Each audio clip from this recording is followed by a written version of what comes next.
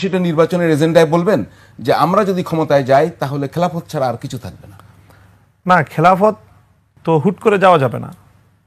মানে এই মুহূর্তে আমি আমার এই পরিবেশে দাঁড়িয়ে আমি খেলাফত ব্যবস্থা বাস্তবায়নের বাংলাদেশে প্রেক্ষাপট নেই। সে হলো খাঁটি মুনাফিক। 3 শ্রেণীর মানুষদের জাহান্নাম উদ্বোধন হবে, তার 1 নম্বরে আছে হুজুর। কোন মুসলমান যদি ইসলামী রাষ্ট্র না চায়, কোন মুসলমান যদি আল্লাহর আইন বিধান দ্বারা নিজে শাসিত হইতে না চায়, যদি বলে যে না আমি এটা চাই না, তাহলে সে মুসলমানই না। আমি আজকে এখানে অন রেকর্ড বলে গেলাম, কিয়ামত পর্যন্ত গণতন্ত্রের মাধ্যমে পৃথিবীতে কোথাও ইসলামী শাসন প্রতিষ্ঠিত হবে না, কিয়ামত পর্যন্ত প্রতিষ্ঠিত হবে। রাসূল সাল্লাল্লাহু আলাইহি ওয়াসাল্লাম বলছেন, 1 শ্রেণীর আলেম জাহান্নামের দরজায় দাঁড়িয়ে থাকবে। আলেম দায়ী, তাদের আহ্বান হবে আমাদের দিকে আসুন, আমরা আপনাকে জান্নাতের পথ দেখাবো।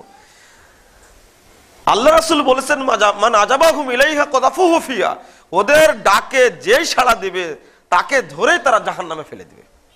এটা আসলে ভাষা, সহিহ বুখারী মুসলিমের হাদিস।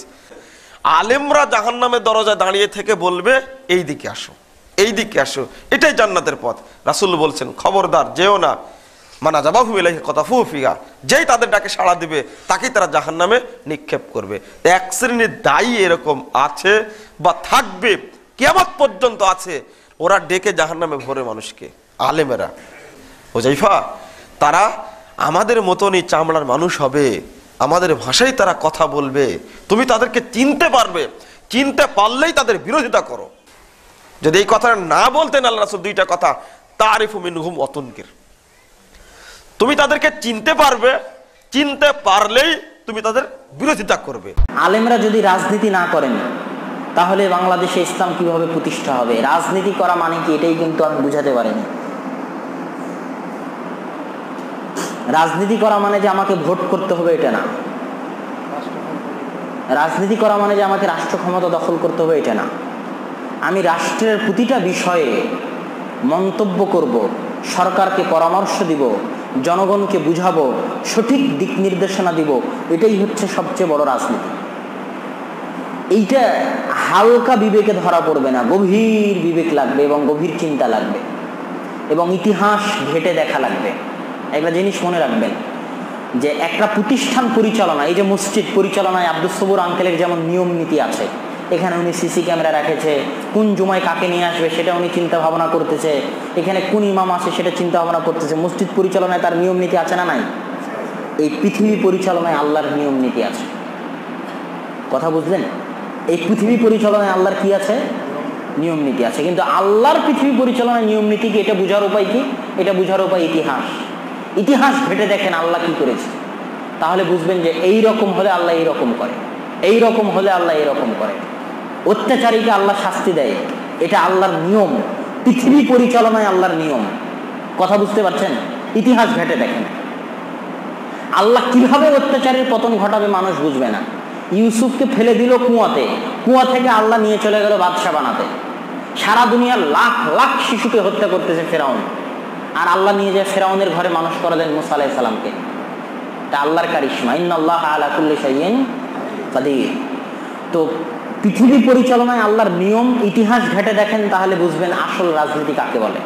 তখন বুঝতে পারবেন যে রাজনীতি কাকে বলে, তার আগে বুঝতে পারবেন। মুসলিমের দেশে পহেলা বৈশাখ কনসার্ট ও গান বাজনা চলছে। প্রশ্ন হচ্ছে পার্লামেন্টে না গিয়ে এই সকল অনইসলামিক কাজ কিভাবে হারাম করা যাবে? পার্লামেন্টে গিয়েও কেউ বন্ধ করেনি। ও পয়েন্ট সুন্দর, যে হারাম তো আছে, মানে নিষিদ্ধ করা যাবে। এগুলো তো হারামই, নিষিদ্ধ কিভাবে করা যাবে? পার্লামেন্টে গিয়েও কেউ এখনো নিষিদ্ধ করতে পারেনি।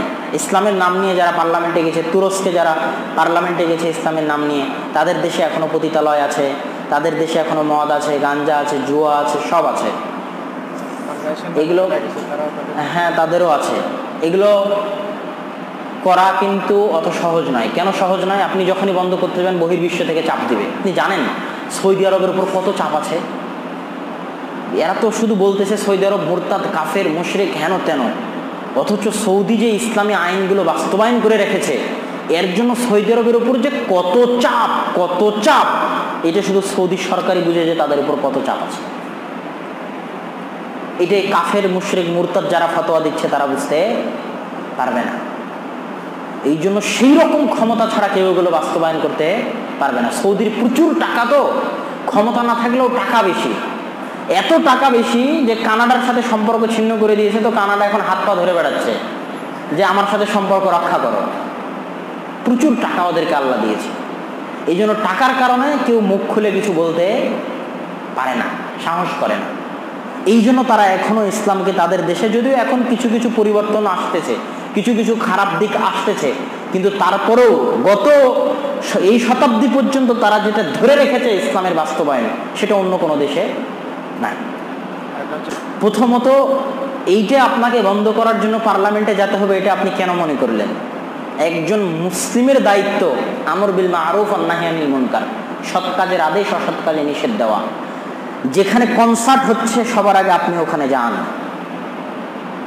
তাদের সাথে কথা বলেন, বলেন যে আমার 2 মিনিট দরকার, কথা বলবো। তাদেরকে কোরআন হাদিসের 2টা কথা শোনান। তারা যদি আপনাকে মারে তবুও আপনাকে যেতে হবে, তারা যদি আপনাকে প্রহার করে তবুও আপনাকে যেতে হবে। যদি আপনি না যান, কিয়ামতের মাঠে আপনাকে জবাব দিতে হবে। এটা সরকারের দায়িত্ব না, এটা প্রত্যেক মুসলিমের দায়িত্ব। সৎ কাজের আদেশ এবং অসৎ কাজে বাধা দেওয়া প্রত্যেক মুসলিমের দায়িত্ব। আপনি আপনার চোখের সামনে একটা অন্যায় দেখছেন, যদি নিষেধ না করেন জবাব দিতে হবে কিয়ামতের মাঠে। তো যেখানে গান বাজনা কনসার্ট হচ্ছে, এখানে পার্লামেন্ট পরে, আগে আপনি যান। কথা বুঝেননি? আপনি যে 2টা নাসিহার কথা বলেন, দেখবেন প্রভাব হবে। এর বহু নজির আছে প্রভাবের। আমি নিজে বহু জায়গায় করে দেখেছি। এক জায়গায় ছেলেপেলেরা ক্যারাম বোর্ড খেলতেছে আমার দাদির বাড়িতে, মসজিদে আজান হয়ে গেছে, জামাত চলতেছে, পাশেই মসজিদ। আমি যা বললাম যে 2টা কথা বলবো, তারা কথা বলতে দিল। মানুষ মাত্র কথা বলতে দিবে না কেন? আমি 2 মিনিট 5 মিনিট বক্তব্য দিলাম যে এখানে মসজিদ চলছে, নামাজ চলছে, এই মুহূর্তে ক্যারাম বোর্ড খেলতেছেন, আপনারা তো মুসলমানেরই ছেলে, কেমন দেখায়? তারপরে রাসূলের 2-1টা হাদিস শুনলাম। তারপর থেকে আজ পর্যন্ত ওই দোকানে এখন পর্যন্ত কেউ ক্যারাম বোর্ড খেলেনি। আপনি তো নিজের দায়িত্বটাই পালন করেন না, নিজেই তো কোনোদিন নিষেধ করতে যাননি। পার্লামেন্ট করে চিল্লাচ্ছেন। আগে নিজের দায়িত্বটা পালন করেন, দেখেন আল্লাহ ফল দিবে। ومن أحسن قولا ممن